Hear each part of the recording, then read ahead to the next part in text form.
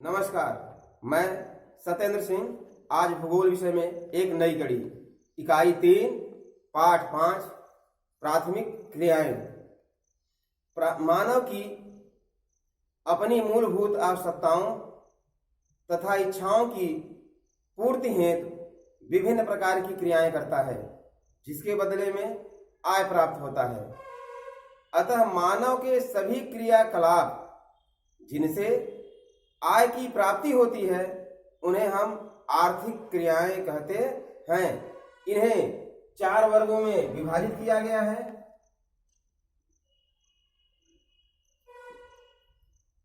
Number 1 प्राथमिक क्रियाएं। Number 2 द्वितीयक क्रियाएं। नंबर 3 तृतीयक क्रियाएं और नंबर 4 है चतुर्थक क्रियाएं। स्टार्ट करने से पहले थोड़ा मालूम होना चाहिए, मानव जो पर्यावरण के ज्यादा नजदीक रहता है, जो प्राथमिक लेवल का काम करता है, जैसे अपने जीवन यापन के लिए जो भी कार्य करता है वो प्राथमिक क्रियाओं में, उससे थोड़ा सा ऊपर चला जाता है। यानी प्राथमिक चीजों से संग्रह से बने हुए वस्तुओं को अपने किसी दूसरे रूप में परिवर्तित कर देता है, तो द्वितीय क्रिया कहा जाता है। जैसे माना जाए कुटीर उद्योग, और उससे ऊपर निकल जाए कह सकते हैं तो तृतीय क्रिया में श्रेणी में चला जाता है।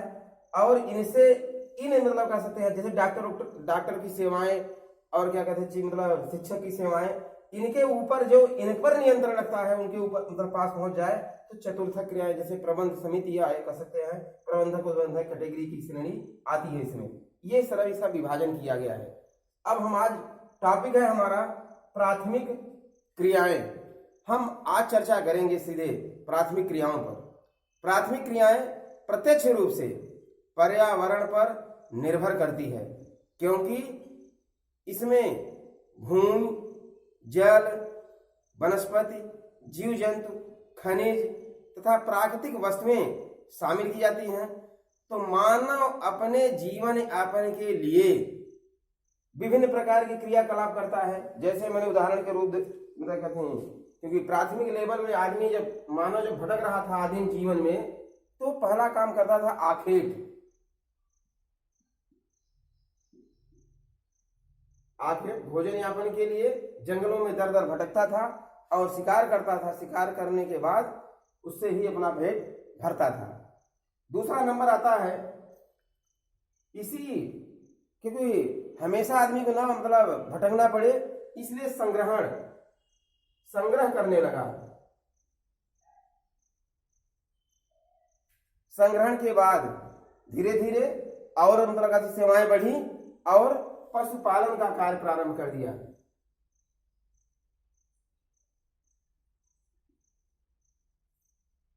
इसके बाद मतलब चाहे मतलब कह सकते हैं मछली पकड़ना, लकड़ी काटना, कृषि, वैसे तो कृषि ज्यादा इंपॉर्टेंट इसमें चीजें आती हैं, खेती का कार्य करने लगा। और 5वां मान लेते हैं खनन कार्य करने लगा। लकड़ी से घर बनाता था, इसलिए लकड़ी भी काटता था।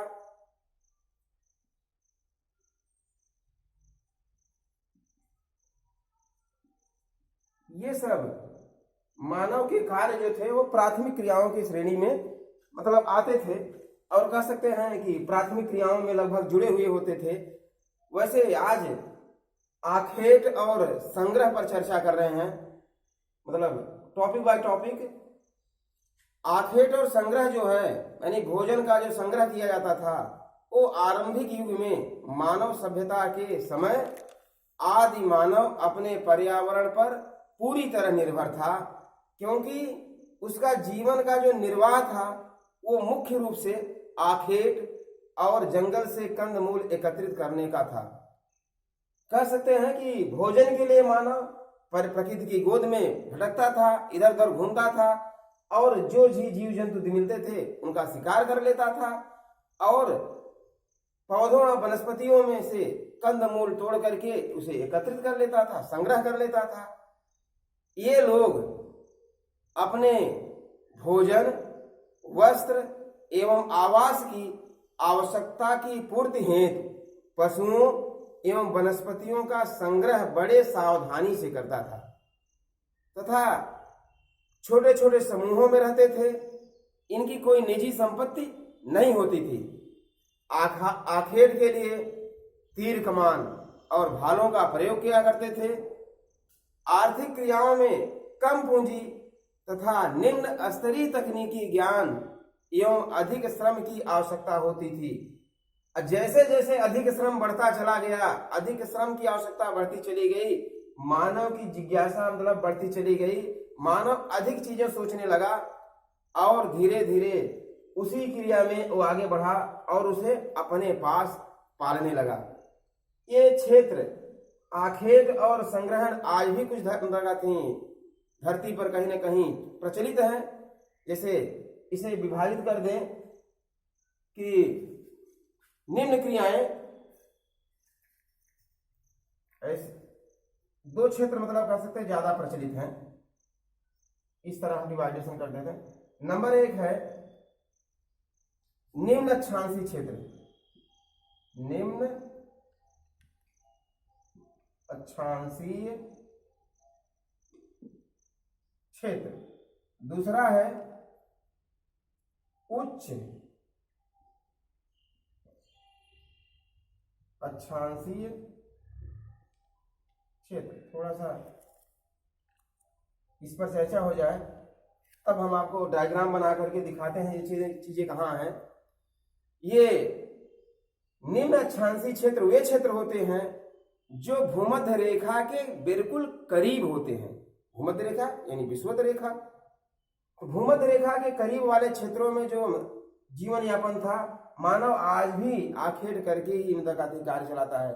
इसमें इस क्षेत्र में आते हैं जैसे अमेजन बेसिन, कांगो बेसिन, सहारा मतलब कह सकते हैं उष्णकटिबंधीय सहारा मरुस्थल आता है। ऑस्ट्रेलिया में कह सकते हैं ऑस्ट्रेलिया का मरुस्थलीय क्षेत्र आता है। और दक्षिण पूर्व एशिया, दक्षिण पूर्व एशिया का मतलब कुछ क्षेत्र ऐसे हैं जहां पर अभी शिकार किया जाता है। और दक्षिण पूर्व एशिया का जो आंतरिक भाग है वो अभी इसके लिए जाना जाता है। तो इस तरह उच्च अक्षांशीय क्षेत्रों में वे क्षेत्र आते हैं जैसे उत्तरी कनाडा जहां एस्किमो रहता है, यूरेशिया, उत्तरी यूरेशिया कहते हैं मतलब रूस का ऊपरी वाला हिस्सा, और मतलब दक्षिणी अमेरिका में चिली का कुछ हिस्सा जो है आज भी कह सकते हैं आखेट पर ही जीवन यापन करते हैं।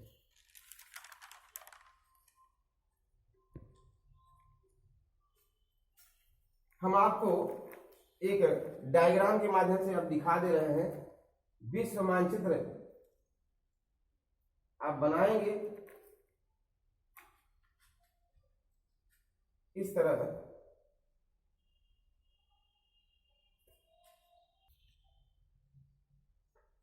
सबसे पहले भूमध्य रेखा को आप नोट कर दीजिएगा, खींच दीजिएगा और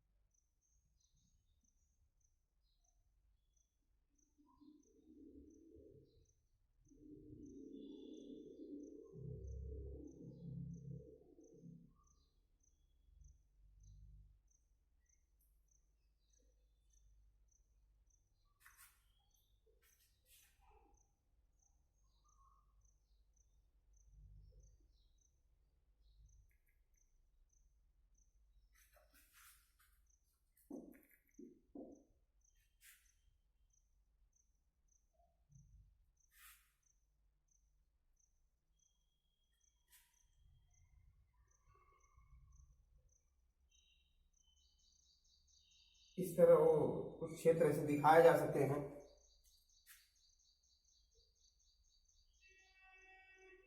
विश्व के मानचित्र को डायग्राम किया जा सकता है। अब मैंने कहा था इसमें निम्न अक्षांशी, मैंने इसे हमने सबसे पहले मैंने क्या बनाया था, भूमध्य रेखा बनाया था। डायग्राम खींचते हुए थोड़ा सा, तो ये भूमध्य रेखा है। भूमध्य रेखा के ऊपर जो जानते हैं उत्तर उत्तरी गोलार्ध, दक्षिणी गोलार्ध। तो भूमध्य रेखा के ज्यादा नजदीक वाले जो क्षेत्र हैं उन क्षेत्रों में लगभग ऐसे कह सकते हैं कि अमेजन बेसिन था, ये उष्ण मरुस्थलीज वाला क्षेत्र था, सहारा वाला क्षेत्र था। यानी इन क्षेत्रों में इस तरह इसे दिखाए, इस तरह इस क्षेत्र में और इन क्षेत्रों में, और कुछ ये क्षेत्र है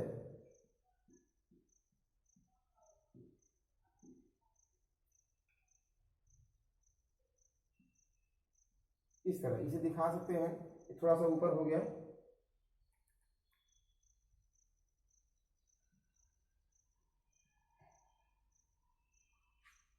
ये भाग।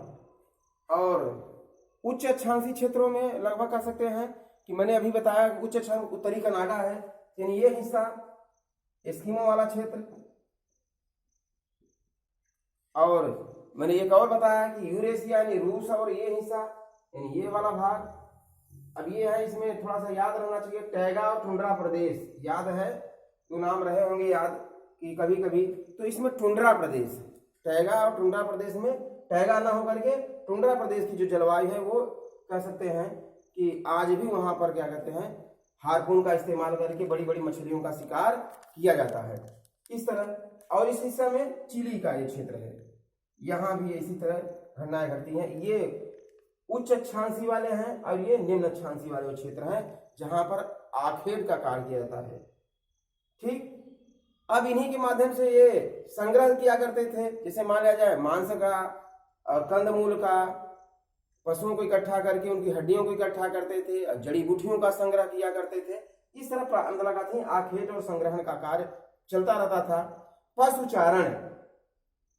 पशुचारण यानी भिन्न भिन्न जलवायु में रहने वाले लोग अपने लिए आसपास में पाए जाने वाले जानवरों को पालतू बनाया करते थे।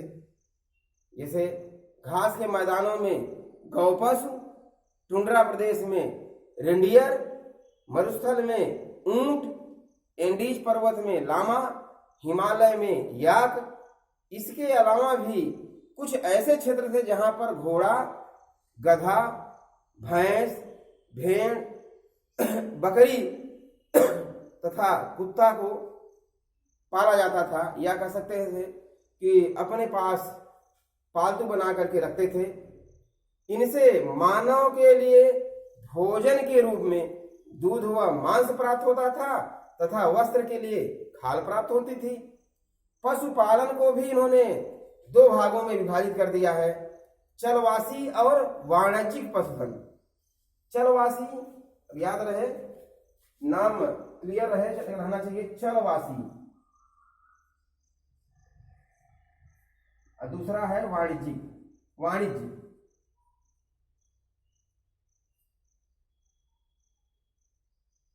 पशुधन। ये दोनों चीजें जो हैं, जो चलवासी पशुचारण मतलब काम होता था, वो पशुओं के चारे और पानी के लिए पशुपालक एक स्थान से दूसरे स्थान तक भ्रमण करता था। पशुपालक ऋतुओं की पूरी जानकारी रखता था। इनके पशु पूरी तरह से प्राकृतिक वनस्पतियों पर आश्रित होते थे। प्राकृतिक वनस्पतियों को ध्यान में रखकर पशुपालन का कार्य किया जाता था। इनके जो पशु ज्यादातर भेड़ और बकरी हुआ करते थे, लेकिन कुछ क्षेत्रों में गौ और घोड़े भी आज पाले जाते थे। यह जीवन निर्वाह का प्राचीन व्यवसाय माना जाता है। ज्यादातर टुंड्रा प्रदेश और उत्तरी अफ्रीका से लेकर के मंगोलिया तक इसका विस्तार पाया था। अब इसमें मैंने वही बताया, टुंड्रा प्रदेश, ये जो क्षेत्र मैंने दिखाया ये क्या है, टुंड्रा प्रदेश है। टुंड्रा प्रदेश का निचला भाग है, वो कह सकते हैं कि इस तरह पशुपालन का कारण। अब मैंने कहा यहां से लेकर के यह क्षेत्र से लेकर मंगोलिया का क्षेत्र, इस तरह ये पूरा हिस्सा जो है इस कटे काम में लगा हुआ था चलवासी पशुचारण में।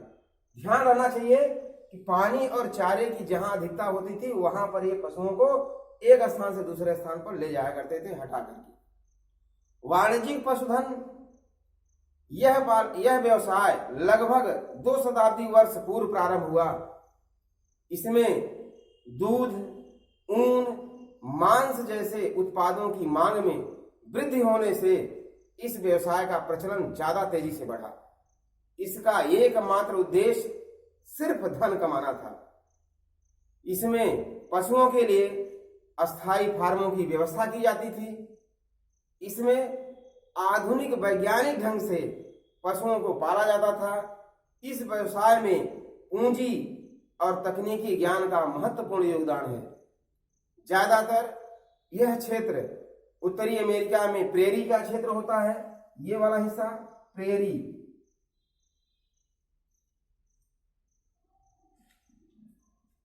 दक्षिणी अमेरिका में लानौज घास का क्षेत्र है, ये हिस्सा।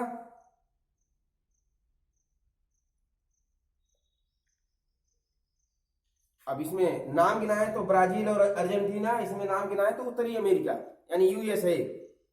दक्षिणी अफ्रीका का जो बेल्ट क्षेत्र है यानी ये हिस्सा बेल्ट, और ऑस्ट्रेलिया का डाउन्स, इन दो हिस्सों में यानी ये बेल्ट और वो डाउन्स, इन क्षेत्रों में भी कार्य लगभग कह सकते हैं कि वाणिज्यिक मतलब पशुपालन किया जाता है।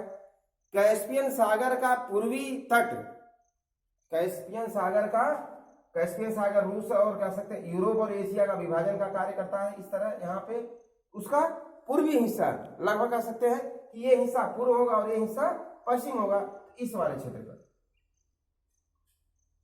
अरब सागर के उत्तर में स्थित क्षेत्र, अरब सागर के उत्तर में स्थित क्षेत्र इनका कह सकते हैं। ये क्या है? अरब सागर है, इसके उत्तर में जो क्षेत्र है ये। जैसे आपने अपने भारत के परिप्रेक्ष्य में कहें तो पंजाब है, हरियाणा है, हरियाणा का करनाल आज भी फेमस है, गुजरात है, डेयरी उद्योग के लिए आनंद फेमस स्थान है। इन क्षेत्रों में लगभग कह सकते हैं कार्य ये सब चीजें किए जाते थे। इसके अलावा भी ये जो क्षेत्र है यूरोप का, यह भी ज्यादातर कह सकते हैं पशुपालन, वैज्ञानिक ढंग से पशुपालन का कार्य दुग्ध उत्पादन के लिए किया जाता है। ठीक, आज इसी के साथ पुनः कल मिलेंगे। धन्यवाद।